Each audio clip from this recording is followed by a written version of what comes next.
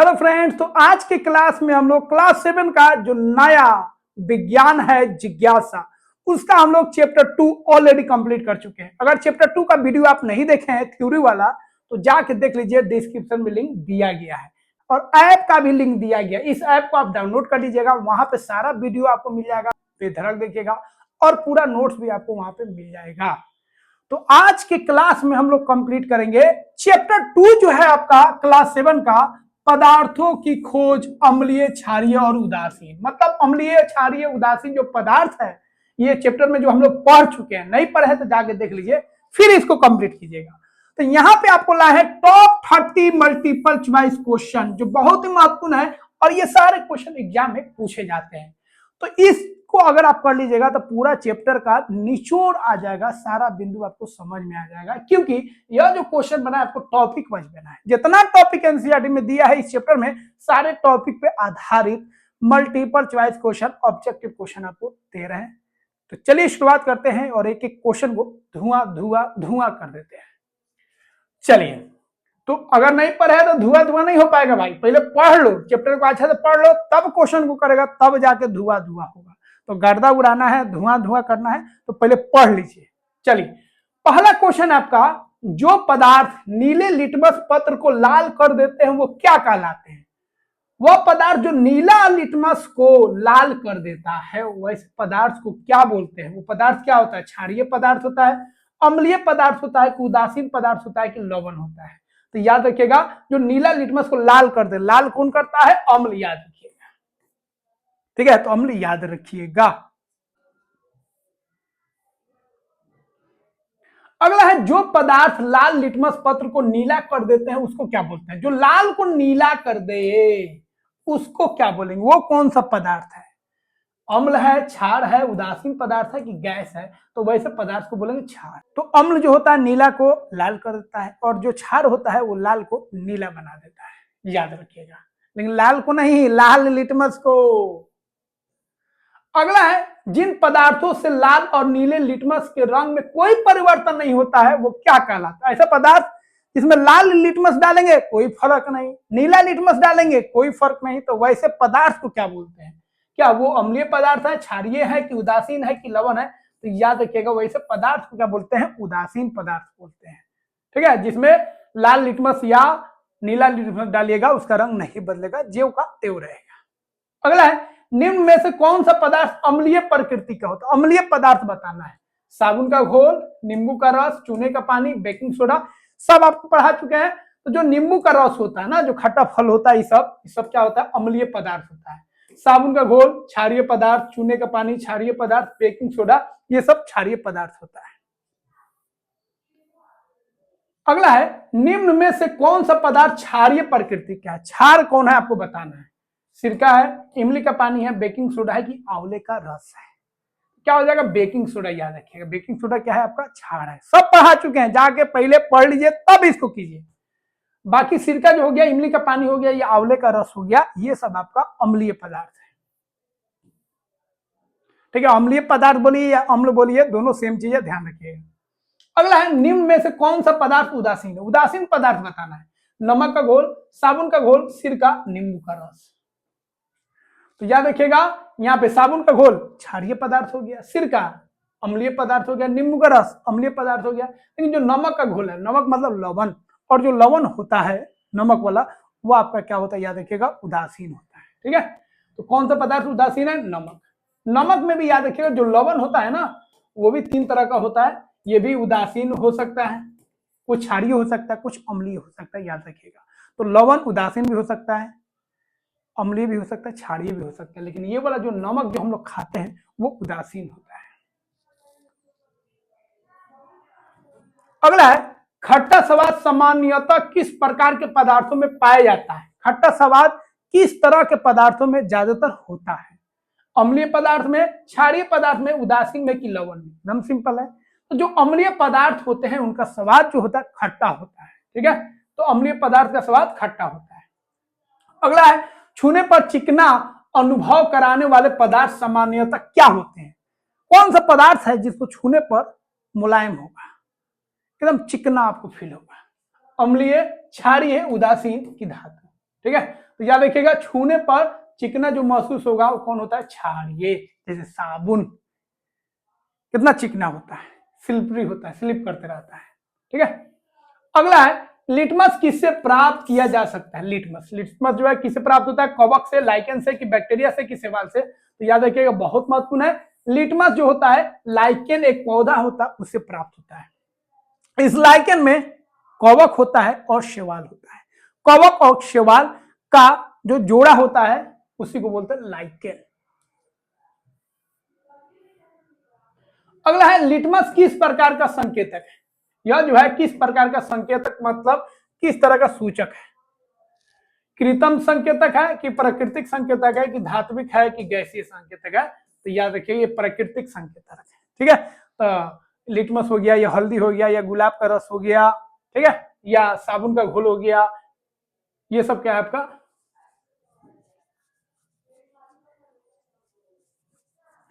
ये सब आपका प्राकृतिक। तो ध्यान रखिएगा लिटमस हो गया, या हल्दी हो गया, ठीक है, या गुलाब का रस हो गया, ये सब जो है आपका क्या है, प्राकृतिक सूचक है। अगला है लिटमस पत्र कितने रंगों में उपलब्ध होता है। जो लिटमस पत्र होता है या लिटमस जो विलियन होता है वो कितने में होता है, 2 होता है कि 3 होता है। तो लिटमस पत्र जो है कितना रंग में मिलेगा, या लिटमस विलियन कितना रंग में मिलेगा, 1 2 3 4, 2 में मिलेगा, एक नीला वाला और एक लाल वाला। तो लिटमस जो पेपर होता है, पत्र होता है, 2 रंग का, एगो नीला और एगो होगा आपका लाल। लाल लिटमस का रंग किस पदार्थ में बदलकर नीला हो जाता है। लाल से नीला, लाल लिटमस नीला किस में होगा, नीला मतलब याद रखिएगा क्षार। तो अम्लीय घोल, क्षारीय घोल, उदासीन घोल, गैसीय घोल। तो क्षारीय, क्षार जब भी होगा वो नीला बना देगा, लाल को नीला बना देगा। नीला डालेंगे तो कोई फर्क नहीं पड़ेगा। नीला लिटमस किस घोल में लाल हो जाता है, नीला से लाल, लाल कौन बनाता है, अम्ल, याद रखिएगा ऊपर आप बता चुके हैं। तो अम्लीय घोल हो जाएगा। अगला है लाल गुलाब का अर्क मतलब रस किस प्रकार के घोल में हरा हो जाता है। तो लाल गुलाब का जो अर्क है, रस है, किस घोल में डालेंगे तो हरा हो जाएगा। तो क्या होगा भैया, अम्लीय, क्षारीय, उदासीन, गैसीय। तो याद रखिएगा क्षारीय, क्षारीय में लाल गुलाब जो है हरा हो जाएगा। अम्ल में डालेंगे तो लाल का लाल ही रहेगा, कोई फर्क नहीं पड़ेगा। लाल गुलाब का अर्क अम्लीय घोल में किस रंग का हो जाता है। अम्लीय घोल में अगर लाल गुलाब को रखेंगे, ठीक है, मतलब लाल गुलाब को अगर अम्लीय घोल में रखिएगा तो इसका रंग क्या हो जाएगा, हरा हो जाएगा, लाले रहेगा, कि नीला हो जाएगा, कि पीला हो जाएगा। तो लाले रहेगा, याद रखिएगा। तो लाल गुलाब का जो रस है उसमें अगर आप अम्लीय घोल डालते हैं तो लाल का लाल ही रहेगा, लेकिन अगर आप क्षार डाल देते हैं तो उसका रंग बदल जाएगा, वो हरा हो जाएगा। अगला है हल्दी का रंग क्षारीय घोल में कैसे हो जाता है।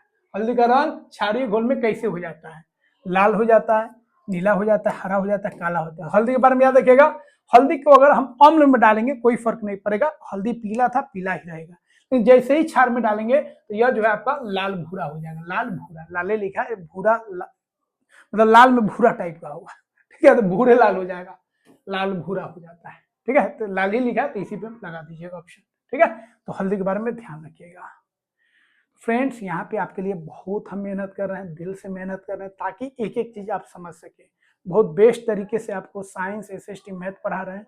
ठीक है, और बहुत जल्द आपको इंग्लिश भी जोड़ देंगे, संस्कृत भी जोड़ देंगे, हिंदी भी टीचर्स को रखे ताकि आपका सारा सब्जेक्ट अच्छा से हो सके। इसीलिए अगर आप हिम्मत नहीं बढ़ाइएगा, हम लोगों का सपोर्ट नहीं कीजिएगा तो फिर भैया दिक्कत हो जाएगा, मजा नहीं आएगा। तो और हम लोग बेस्ट करें, अच्छा करें, आपके लिए दिन रात मेहनत कर रहे हैं। तो बस आपका काम है लाइक और सब्सक्राइब कीजिए।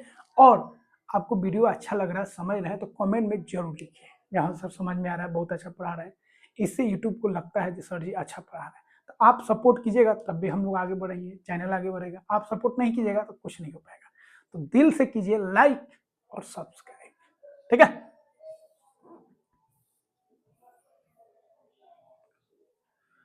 हल्दी का रंग अम्लीय घोल में कैसे रहता है। हल्दी का रंग अम्लीय घोल में कैसे रहता है, लाल, पीला, नीला, हरा। तो हल्दी का रंग अगर अम्लीय में बात करेंगे तो क्षार में तो वो लाल हो गया था, ठीक है, लेकिन अगर अम्लीय घोल में हल्दी का रंग रखेंगे तो कोई फर्क नहीं पड़ेगा, पीला का पीला रह जाएगा, याद रखिएगा। अगला है निम्न में से कौन सा प्राकृतिक संकेतन का उदाहरण है। प्राकृतिक संकेतक का मतलब प्राकृतिक जो सूचक है जो अम्ल और क्षार को पहचानता है उसका कौन सा उदाहरण है। हल्दी, लिटमस, लाल गोभी, उपरोक्त सभी। तो सभी जो है याद रखिएगा, हल्दी से भी आप अम्ल और क्षार को पहचान लेते हैं, लिटमस से भी और लाल गोभी से भी याद रखिएगा, लाल गोभी से भी। तो उपरोक्त सभी, ठीक है, ये सभी प्राकृतिक संकेतक है। देखिए प्राकृतिक में सब आ जाएगा, आपको जब भी बोलेगा संश्लेषित, मानव निर्मित, तो दुइये को चीज याद रखिएगा, मिथाइल ऑरेंज और फेनोल्फथलीन। फेनोल्फथलीन फेनोल्फथलीन और मिथाइल ऑरेंज जो है ये प्राकृतिक सूचक नहीं है, मानव निर्मित सूचक है। निम्न में से कौन सा पदार्थ प्राकृतिक संकेतक नहीं है। प्राकृतिक संकेतक कौन नहीं है, हल्दी, गुलाब, लिटमस, मिथाइल ऑरेंज। तो याद रखिएगा ये तीनों का है प्राकृतिक सूचक है, लेकिन मिथाइल ऑरेंज जो है आपका वो आपका प्राकृतिक सूचक नहीं है। ठीक है, तो बोल रहा है इसमें कौन सा प्राकृतिक सूचक नहीं है, प्राकृतिक संकेतक नहीं है, तो कौन हो जाएगा, मिथाइल ऑरेंज। फेनोल्फथलीन भी होता है, याद रखिएगा।